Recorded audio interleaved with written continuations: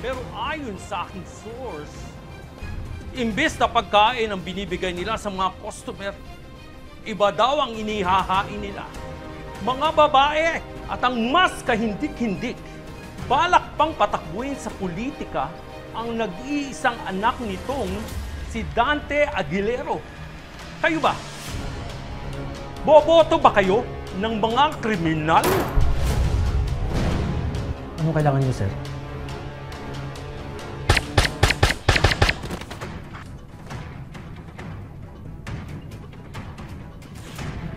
Pinatagal mo pa eh.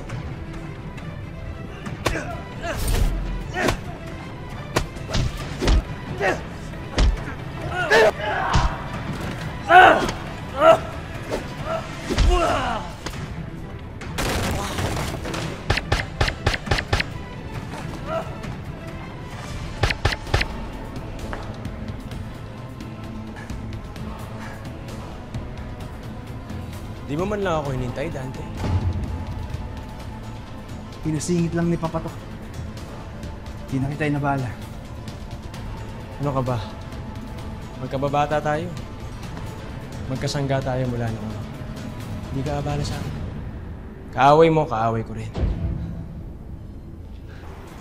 Nung gabi, na sinugod ang bahay niyo, nakita ko si Dante Aguilero na may taong tinawag na patayin ang mag-inang. Sakto lang dating mo. Andiyan pa si Elias sa bahay niya. Pagkadiretso mo tong iskinitang to, kung maliwa ka dyan, yung unang bahay dyan, yan. Diyan siya nakatambay ngayon. Patratin nyo na, tapusin nyo na.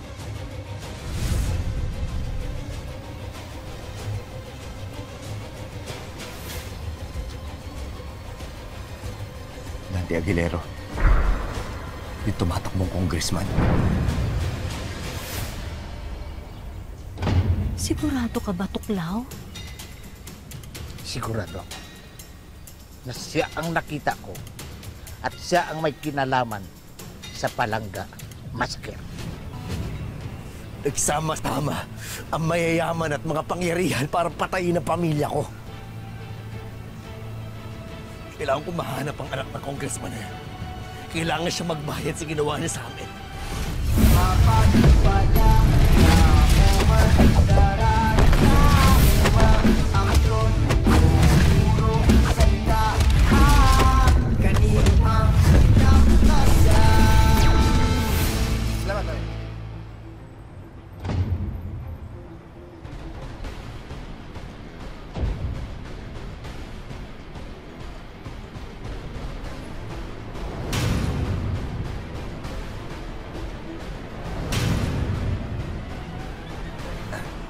Pare, parang medyo may pitawak mo ha. Pakibitawan naman yung kamay.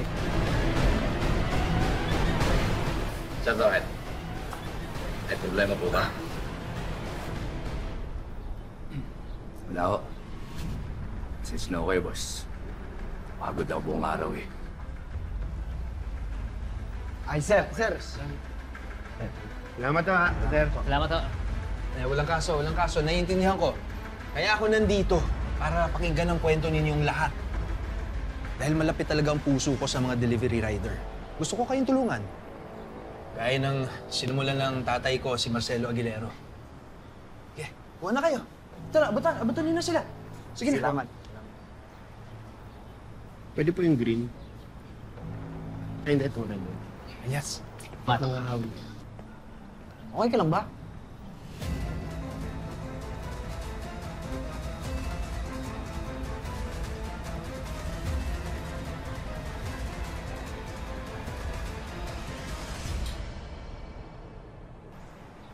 Ay, excuse me po. Pwede naman hong kumain. Oo, pero wag niyo naman hong gawing buffet yan. Eh, para magpapakain na kayo ng barangay eh. Actually, sa katawan mo eh. Ang masaklap pa niyan, magsasaron pa ho kayo. Eh, ba't ka nakikialam? Eh, ba't hindi ka na kumuha ng pagkain, ano? Eh, ba't ako kukuha ng pagkain eh? Staff po ako dito. Eh, yung pala stop ka lang eh. Nasaan ba ang manager nyo? Pinapahiya mo ako ah. Hindi ka ba tinuruan? Na customer is always right? Wow. Nanggigigil ako sa'yo. Ano ba naman yan, Lorna? Hindi ka man lang ba magpapaayos ng kuko, kaya magpapaayos ng buhok? Pinunta mo dito, pagkain lang talaga, Lorna? Ano ba naman yan? Nakakahiya. Ano to, eat and run? Nandito ka pala, pretty. Ano, buhay ka pa pala. At saka yung bunganga mo, ayus-ayusin mo, ha? Manikurista ka dito. Huwag ka umasa na parang ikaw may-ari. Sige, kain ka lang. Hindi po siya manikurista lang. Manager po siya dito. Okay? May nagloloko mo ba ako? Eto? Manager? Eh, hindi nga marunong mag-manage to. Wala rin naman pinag-aralan to. Ay, nako. Totoo po. Siya po talaga yung manager namin dito. Kinukuha ko opinion mo. Mas ka nga dito. Igigil mo. Abay, pas... Ay, nako, Lorna. Wala talagang changes sa buhay, no? Walang pagbabago. Sige na, dahil nakakaawa ka naman. Kung ano yung gusto mong i-take out mo na. Nagkakahiyaan pa naman tayo dito. Sa Gracia, may respeto pa ako. Sa'yo, wala na eh. Sige na. Hindi rin ako aalis dito, no? Kasi gusto kong makausap yung may-ari ng salon. Kaya tawagin mo yung boss mo. Aba, hindi ako papayag sa pambabastos nyo sa akin na ganito, ha? Ang yabang-yabang mo. Hindi naman ikaw may-ari. Bakit nakakailanganin mo pa ng may-ari? Eh, manager nga ako. So, may karapatan ako magpalayas kung sinong gusto kong palayasin. Ikaw yung number 1. Umalis ka na, sikip na dito sa salon. Oo nga. Nakakahiya ka, Lorna. Patay gutom ka kasi. Umalis ka na nga dito. Nakakagulo ka lang. Mahiya ako sa katawan mo, Nako, no, Bi? may katawan mo, di ba? Patay gutom. Ang yabang-yabang mo talaga, no? Hindi pa ako tapos eh. Manda ka sa akin. Takot ako sa'yo, Lorna. Sama kayong kapatid mo. Hoy, magsangyup ka. Yun yung kapatid ni Hector. Ang kapal lang mukha. Tumutunog na yung nalagyan. Kuha pa rin ang kuha.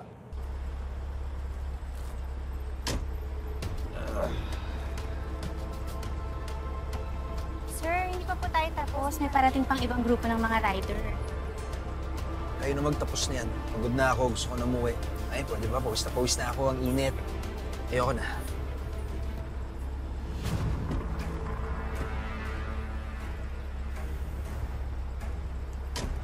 Tara na, Dante. Hinahanap na ako ni Papa. May problema tayo sa paggawaan ng droga. Sige na. Kaya na to saluhin ni Papa. Siya lang naman mahilig mong papogi eh.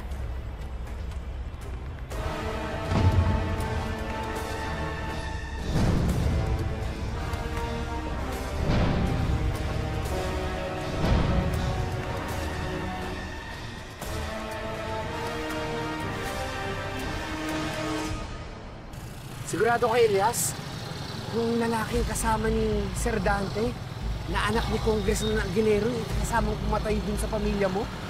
Tama nga, Tuklaw, brother. Kasabwat nga yan dati, Aguilero na yan sa pagkamatay ng pamilya ko.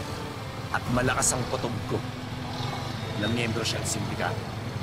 Kung si Sir Dante kasama dun sa pagpaslang sa pamilya mo, at kung miyembro nga siya talaga ng Golden Scorpion, eh malamang sa malamang, alam niya rin yung pagkatao ng lahat ng sumugod sa bahay ni Bernius.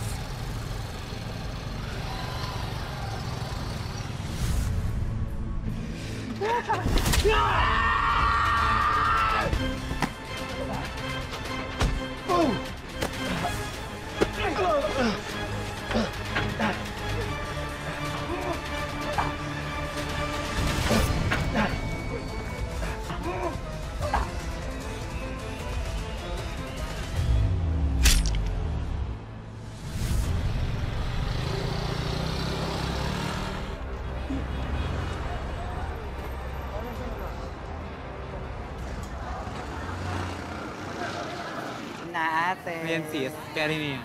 Thank you.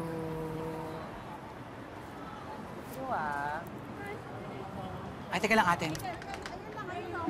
Naka! Iba talagang epekto ng Benji sa'yo, no? Dati bulak-bulkay, pero ngayon pagbabatang inaatupag mo, no? Ah! Bakit si Benji? Gusto ko kaya makapagtapos ng high school. Kaya ako nag-aaral. Uy! Crush mo si Benji! Alam mo, nangungusap yung mga mata mo. Pagkausap mo siya, kitang-kita ko. Di kayo! Ikaw kaya! Naku! Huwag mo lang i-deny na yan yung hindi bagay sa'yo. Correct. Oh, andyan na si Benji. Magay ka. Na. Magay ka, dali. Sumungitan niyan na ako ng isang araw eh. Sige, ikaw talaga. Magay ka lang. Yan naman natin. Ayun, parating mo. Ayun na. Oh, eh, tumitingin ka eh. Oo. Ayun na, magay ka, dali. Hi, Benji! Ito na nga. Sensya ka pala nung isang araw, Kaya di na rin ako pumunta sa inyo, Pero nag-aaral na ako mag-isa. Ito na nga, malapit ko na matapos yung librong pinahiram mo sa akin. Kaya mo naman pala mag-isa, Kinalo mo pa ako.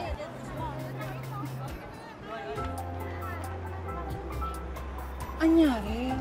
Aray! Ano nga? Alam mo, tama ka nga. Medyo masungit si Benji. Ewan ko nangyari dyan. Hindi naman ganyan yung bata niyan dati. Eh baka may pinagdadaanan lang. Okay ba yan?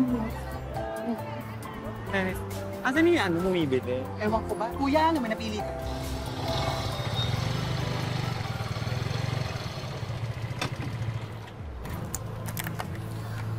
Kailangan ko mag-ingat, brother. Hindi ko nahahayaan pang maulit-ulit na yan.